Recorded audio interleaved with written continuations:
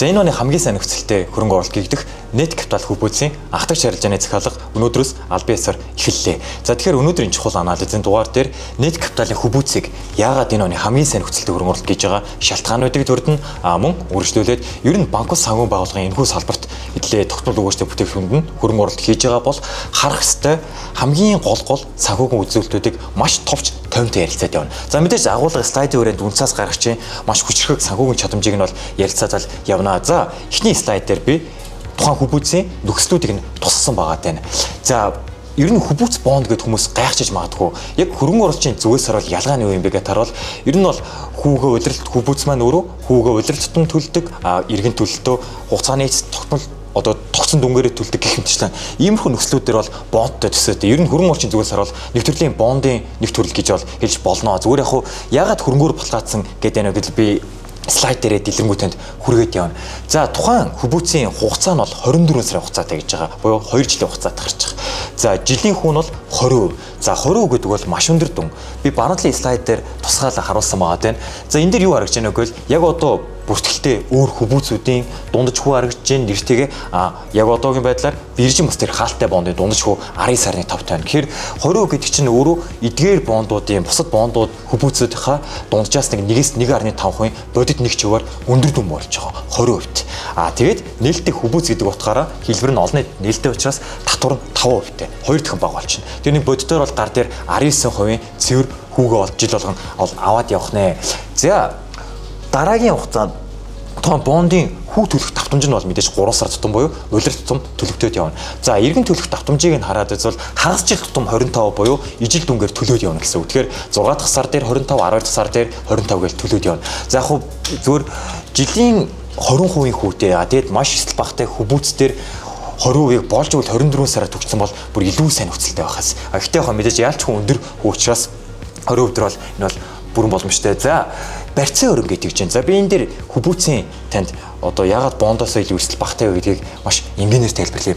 Бонд бол үрийн бичиг. Тэгэхээр компаниуд, банксууд яадгүй гэхээр бондыг гаргалаа. За тухайн бондын хүү иргэн төлөлтийг хэсэг хугацааны дараа тухайн компани төлдөг. Боягаад бусад хэсгүүдээс хөрөнгө оруулалтаас зээлээ авчихсан учраас.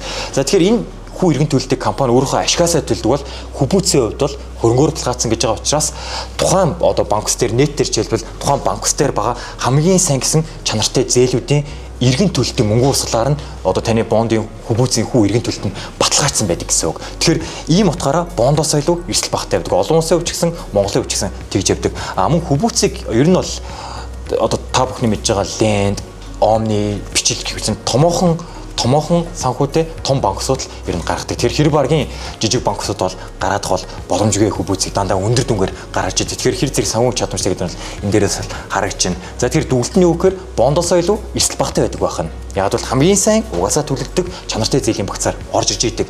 За яг нийтийн хувьд ингээ хараад үзвэл 100 мянган төгрөгөөр 300 мянган шиг Hub-ийг хөвлөж байгаа буюу нийт 30 тэрбумыг татан төлрүүлэх. Өнөөдөр захиалга нь эхэлж байгаа. За ингээд харуул 30 тэрбумын нөгөө тал ямар хөрөнгө байна вэ гэвэл автомашины фидүүцэн зээл бидний хамгийн сайн мэдж байгаа зээлийн нийт 33 тэрбумын зээл бол үүний барьцаа өргөн бол болчихсон байгаа. За би өмнө рил дээр хэлжсэн Монголд ер нь хамгийн эсэл багтай банксын зүгээс харуул зээлүүдийн нэг бол автомашины зээл гэж бол явдаг. Ягаад бол барьцаалд одоо зээлгчийн хүүгээ төлж чадахгүй, зээлийн төлбөрөөр төлж чадахгүй тохиолдолд өөрт нь өгсөн нөгөө автомашиныг нь барьцаалчихсан байгаа. Тэгэл барьцаа өрөнгөөр нөгөө зээлийг нь хаашдаг байгаа. Мөн энэ Hub-ц дээр ер нь нөгөө таны хүү иргэн төлөлтөд их үүсвэр болоод байгаа нөгөө зээлийн багц, зээлийн актив гэдэг. Тэн дунд хэрвээ хичнээн автомашины зээл тодорхой чанаргуйтвал түүрийг 100% хэвийн нөхцөлтэй зээлээр солих тусгай нөхцөлтэй байгаа. Тэгэхээр та ер нь энэний иргэн төлөлтөөр бол маш эрсдэл багтай, маш найдвартай гэж бол ойлгож болох нэ. Бонд уулаасаа эрсдэл багтай. Гэтэл Hub-ц маань өөрөө бондоосоо илүү бага байна. За үргэлжлүүлээ хэдлээ зээлийн багцын мэдээлэл рүү орцгоё. Ер нь Монголын за бондууд дээр бирж дээр бүртгэлтэй Hub-цүүдийг харуул дийлэнхийн ингээд салбараа нь харуул санхүүгийн салбар тэр дундаа банк ус санхүүгийн байгууллагуудын бонд Hub-цүүд бол бүрдүүлж идэг байгаа. Тэгэхээр хэдүүлээ бондод Hub-д хөрөнгө оруулалт хийж байгаа бол банк усын гол ямар үзүүлэлтийг харах хэрэгтэй юм бидгийг би зээлийн багц дээр тань харуулж байна. За хамгийн түрүүнд тухайн банк усын бид нар цэвэр зээлийн багцын өсөлтийг нь харж явах хэрэгтэй. Яг бол банк усын үндсэн бизнес бол за бонд Hub өөрөө гихтэлцэл байдлаар их үүсвэр татаад тэрийг өөрийн нэрнээс зээл болго гаргаж идэг байгаа. Тухайн зээлээс өөрөө тухайн банксын гол орлого нь буюу хүүгийн нөгөө орлого нь орж ирж байдаг. Тэгэхээр банкс дээр их усэр хөрөнгөлтэй байдаг нөгөөхөө зээл болгоо гаргаж явах хэрэгтэй буюу жил болгон зээлийн түн өсөж явах хэрэгтэй байгаа. Тэгэхээр бид нар хамгийн түрүү зээлийн багцыг харах хэрэгтэй болно. За ингээд нийтийн би зээлийн багцыг сүүлийн 4 жилээр нь харуулсан байгаа тань. 21 он 66 тэрбум байсан бол 2024 оны жилийн байдлаар 220 тэрбум маш том зээлийн багцын активтэй болчихсон. За энэ ерөөсөө 4 жилийн дотор 3.3 дахин өсчихсөн. Маш өндөр өсөлттэй. За бүр хэдлээ сүүлийн 5 жилийн дунджийг нь хараад үзвэл нийт капиталын банксын 5 жилийн дундаж өсөл жилийн нийгмэл дунджаар 84% өндөр өсөлттэй. За салбар нь өөрөө дөнгөж 47% өсдөг байхад салбарын дунджаасаа өндөр буюу жилд дунджаар 84% өсөд явдаг бол байх нэ. Тэгэхээр зээлийн багц бол маш сайн өсөлттэй. За окей, зээлийн багц бол нэмэгдээ явлаа. Нөгөө талаа бид нар хөрөнгө оруулалтын зүгээс бид нар юу харах хэрэгтэй гэвэл тухайн зээлийн багцыг хэн бүрдүүлээд байна, төвлөрөл нь ямар байна, зээлийн чанар нь ямар байгаа гэдгийг нь харах хэрэгтэй болдог. За нийтээр хэдлээ хараад бол баруун талд 24 оны байдлаар зээлийн багцын задаргаа нь пай граф дээр харагч байна. За ингээд харуул 41% нь автомашины зээл нөгөө хамгийн бага гэдэг эрсдэл багтай, төвлөрөл багтай зээл чинь 41% баг таалших уу. За 34% нь бага дүнтэй мөн адил төвлөрөл багтай хэрэглээний зээлийг бүрдүүлж байна. Хэрэглээний барьцааг зээлүүд. За ингээд харуул нийт зээлийн багцаар үндсэндээ 4.3 буюу 75% нь нөгөө хамгийн бага гэдэг зээлүүд нь бол бүрдүүлж байна. За яагаад энийг бид нар харах хэрэгтэй вэ гэвэл бид нар банкуст хүбүүс байдлаар, бонд байдлаар мөнгөө зээлдүүлчихсэн үрийн бичгийн хөрөнгө оруулалт хийж гисэн байгаа бол банксын гол бизнес нь өөрөө зээлийн үйл ажиллагаа байдаг. Гэтэл энэ нийт зээлийнх нь магадгүй юу гэдэг 50%-ийг нь 50 ба түүнээс хойш хувийг нь бизнесийн зээл ч юм уу, томоохон байгууллагуудын зээл бүрдүүлээд автомашин хэрэглээний зээл бол харьцангуй дүн багтай байгадаг, төвлөрөл багтай байдаг. Доор нь би харуулсан байна. За түүнийг энэ ухаагаад үзвэл нэг харилцагчид ердөө 2 саяын зээлийн үлдэгдэлтэй байна буюу маш төвлөрөл багтай. За хэрвээ энэ зээл маань магадгүй 2-3 компани 2 тэрбумын зээлсэн бол за 2 тэрбумын 10 компани гэхэд ерөөсөө шууд 20 тэрбум болчихно. За эдгээр 10 компани маань бизнесийн зээл дээрээ тоглолтоод иргэн төлөө хийж чадахгүй бол нийт зээлийн багц 200-ийнхаа бараг 10% нь анхаарал хандуулах эрсдэлтэй зээл болоо авчдаг. За ингээ нөгөө банкс дээр байгаа актив чинь дийлэх хувийн бүрдүүлж байгаа зээлийн багцын 10-20% чанаргуудад эхлүүл энэ эрсдлийн санг хаах хүрээнд нөө банкс чинь цэвэр ашигсаа хороогоод ашиг нь ерөөсөө тэр жигтэй буураад явдаг маш том цогцолтыг бол өгдөг байгаа даа. Тэгэхээр бидний хоёрт харах хэвээр хүчин зүйл бол тухайн зээлийн багцын бүтцийг нь харна, бид нар төвлөрлийг нь харах нэ. За яг нийт дээрээ буугаад харуул энэ дээр бол онц үзүүлэлттэй буюу төвлөрөл нь бага байх нь зээлийн багц нь маш сайн сегментээр бүтцжүүлсэн буюу 75% нь харьцангуй эрсдэл багтай гэдэг нөгөө зээлүүд маань бүрдүүлж явах нэ. За үргэлжлүүлээд за энэ ихшнээ эрсдэл багтай ч гэсэн бид нар зээлийн чанарын чанаргүй зээлийн хувийг нь бол харж явах хэрэгтэй. За ингээд харуул ногоон өнгийн багнан график дээр нийт капиталын чанаргүй зээлийн үгийг харуулсан байгаа тань. За саарл өнгө дээр нийт салбарын одоогоор Монголын нийт салбар нэг 570 орчим банксууд байгаадах. Тэр тэдгээрийн дунджийг нь харуулж байна. За ингээд харуул 24 оны байдлаар нийтийн чанаргүй зээлийн үе ердөө 5.3% буюу салбарын дунджаасаа бага байж байгаа чинь 5.3% бол маш бага дүн байгаа чанаргүй зээлийн үеэр. За ихэнх чанаргүй зээлтэй ч гэсэн тухайн чанаргүй зээлийг ямар нэгэн байдалд хэрэг зээлдэж хугацаагаа тэр бүр төлж чадахгүй болсон тохиолдолд тэр эрсдлийг хааж явах хэрэгтэй. Тэгэхээр эрсдлийн сан байгуулж идэг хорооны журмаараа. За ингээд харуул нийт капиталын эрсдлийн сангийн өрөлцөө нь салбарын дунджаас 25 нэг чигээр өндөр буюу 102%. Тэр үндсэндээ юу гэдэг 10 тэрбумын зээл чанаргуутна гэж бодоод түүн дээр нь 10 болон түүнээс 2%-аар давсан эрсдлийн санг алидийн байгуулчихсан ажиллаад явж байна гэж хэлж болно. За эрсдлийн санг нь мөн адил салбарын дунджаас өндөр 5.4%-тэй харагдаж байна. За нийтэд нь нийт капиталын ер нь зээлийн багцын зээлийн активтэй холбоотой үзүүлэлтүүдийг нь дүгнэж хэлэхэд бол ер нь бараг 100-аас 100 болох үс маш сайн үзүүлэлттэй байгаад байна. Яг тэгвэл зээлийн олголт маань сайн байна.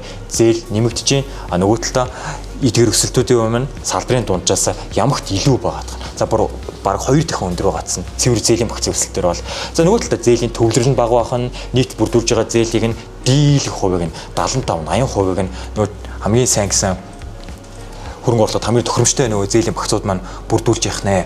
За үргэлжлүүлээд нийт капиталын санхүүгийн голлох үзүүлэлтүүд рүү нөрөө. За хамгийн ихэнд би нийт хөрөнгө буюу тухайн банксын нийт активын өсөлтийг нь мөн адил 4 жилээр нь харуулсан байгаа. За ингээд харуул 4 жилийн хугацаанд компани нийт актива 3.4 дахин маш өндөр өсөжээ. За сүүлийн 5 жилийн дунджийг нь хараад үзвэл жилд дунджаар 30% өндөр өсөлттэй харагдаж байна. За нийт салбар нь өөрөө нэг 26%. Тэгэхээр салбарын дунджаас мөн л адил өсөлттэй харагдаж байна.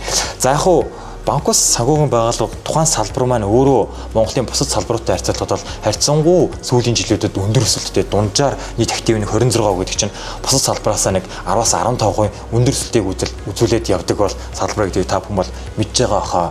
За нийт актив бол иймэрхүү бол хэдүүлээ банкс хөрөнгө оруулж байгаа бол дараа нь харах хэрэгтэй одоо энэ оны хамгийн нэг чухал хүчин зүйлийг би бол өөрийн өрнгийн өсөлт гэж бол харахаар байна. Яг л ер нь 2025 он гарснаар санхүүц болохоор Монгол банкнаас бол харьцангуй мөнгөний нээлт иргэдийн одоо хөшүүрэгтэй зээлийн худалдаа авалт зээл голтыг хумх буюу мөнгөний бодлогыг чангатгах одоо тийм төлөв бодлого бол бариад явж байгаа. Тэгэхээр энэ үрээнд бол банксуудын нөгөө зохистой харьцааны шаардлагуудаар татах их хөөсрүүдийг нь харьцаа үзүүлэлтүүдээс нэмэгдүүлээд одоо тийм их хөөсрийн нэмж шин санхүүжилтийн хязгаарлалт модал бий байдал бол болчихсон байгаа. За нийт капиталын хувьд бол өөрийн өрнгийн та бүхэн өсөлтийг нь хараад үзвэл сүүлийн 5 жил 30% өсчихсэн. За өөрийн өрнгийн өсөлт яагаад чухал вэ гэвэл банкус ер нь өөрийн өрөнгөө төдий чиний нэмэгдүүлнэ. Төдий чиний нөгөөсөө ярьсан зохистой харьцааны үзүүлэлтээр дагаад үүнтэй дүүх хуваар шинээр ихтгэлцэл татна. За шинэ бонд, шинэ хөбөөцүүдийг гаргаж идэг байгаа. Тэгэхээр нийтийн нэг давуу тал нь юу гэхээр өөрийн өрөнгө өөрөө нэмж байгаа. Нөгөө талдаа өөрийн өрнгийн хөбөөц 60% нь хөрөнгө оруулалт үнцээс гарах боломжтой байгаа. Тэгэхээр би танд юу гэж хэлэх гээд байна гэвэл одоо иймэрхүү зохицуулт орж иж байгаа энэ жил болон 26 27 дунд хугацаанд бол өөрийн өрөнгөний өндөр өсөлттэй мөн үүнтэй холбоотойгоор шинээр хөрөнгө оруулалт үнцээс гарах чадамжтай мөн гадны байгууллагаас их үүсвэр татах боломжтой мөн өөрийн хөрөнгөөрөө буцаж хөрөнгө оруулалт хийх боломжтой тийм нэг санхүү чадвартай компанид банкусууд бол хөрөнгө оруулалт хийхийг илүү төхөөтэй бол зөвлөж байна. За доош талаад ашиг ажиллагааны үзүүлэлтүүдийг нь энэ дээрээс бол харагдаж байна. За мэдээж бид нар ердийн бизнес бол борлуулалт нь бол одоо банкс дээр ярил хүүгийн орлого нь болдог. За цэвэр ашиг нь бол хүүгийн одоо компани цэвэр хүүгийн орлого нь болоод тэндээс цэвэр ашиг нь бол гардаг байх нь. Тэгэхээр банкс дээр бол бид нар ялчгүй цэвэр хүүгийн орлогын өсөлтийг нь бол харж явах хэрэгтэй. За нийтээр хараад 24 байдлаар 42 тэрбумын цэвэр хүүгийн орлоготой ажилтдаг байх нь. За сүүлийн 4 жилд харуул нэг 3.2 дахин өсчихсэн. Мөн л адил маш өндөр өсөлт. За 5 жилийн дунджийг нь хараад жил дунджаар нэг 55% өсдөг байх нь, салбарын дунджаас нэг 12% бодит 1% бол өсөлттэй байх нь. Тэгэхээр ашигын гол хүүсэр болох цэвэр хүүгийн орлого бол тогтмол өндөр өсөлттэй байгаа. За мэдээж хүүгийн орлого маань өндөр өсөлттэй юм чинь дагаад цэвэр ашиг чинь өндөр байх нь бол ойлгомжтой. За цэвэр ашгийг харуул 24 онд 15 тэрбумын цэвэр ашигтай ажиллажчихсан. Мөн л адил 4 жил гэхэд л 2.7 дахин өсчихсэн. Маш өндөр үзүүлэлттэй байгаа даа. За тэгэхээр нийт капиталын ашиг ажиллагааны үзүүлэлтүүдийг нийтэнд дүгнэж хэлэхэд за энэ дээр яг слайдаар дурдаагүй ч гэсэн компани ашиг ажиллагааны харьцаа үзүүлэлтүүд, ашигын маржингууд салбарын дунджаас илүү болон ижил түвшинд харьцангуй сайн түвшинд хадгалагдж байна. Нөгөө талдаа хүүгийн орлого, цэвэр ашиг салбарын дунджаасаа илүү өндөр өсөлттэй буюу нийтэн тухайн компани ашиг ажиллагаа бол харьцангуй маш сайн үзүүлэлттэй гэж бол хэлж болох нэ. За нийт капиталын санхүүгийн үзүүлэлтийг товч дуртууд бол нэг иймэрхүү байгаа. За яг одоо зүгээр салбарын ерөнхий байдлыг танд эцлээд хэлэхэд одоо бол бодлогын хүү 12%-тэй нийт түүхэн дунджийг нь харж үзэл нэг 10 хэдтэй байгаа. Тэгэхээр юу хэлэх гээд байна гэвэл яг одоо Монголын нөхцөл байдал дээр бол одоо зах зээлийн суур хүү мөн гарч байгаа бондуудын хүү бол харьцангуй өндөр түвшинд бол хадгалж байна. Яг л хөрөнгө оруулалт үнцаас өмнө бол 20%-аас дээш өндөр одоо хүүтэй бол гарч исэн Монголын тохиолдол бол огт байхгүй.